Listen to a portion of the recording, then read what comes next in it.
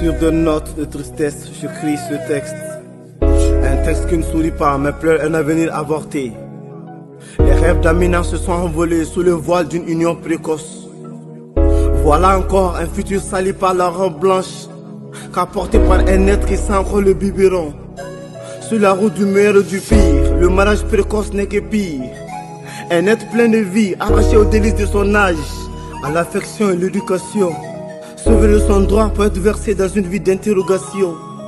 Sous les excuses de la tradition, ses ambitions mises hors jeu par une union non voulue.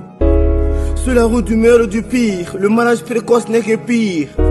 Donner avant l'âge, c'est briser les chaînes du développement physique et personnel, porter atteinte à leur probité et intimité. Un spermatozoïde qui féconde un ovule qui devient fœtus, dans un ventre pas encore désiré, grossesse non désirée.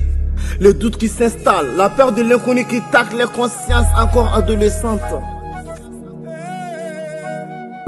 Les parents d'Amina n'avaient pas de planning familial. Beaucoup de frères et sœurs. La famille est tombée dans la pauvreté. Amina n'avait rien fait de mal. Elle devait juste être sacrifiée.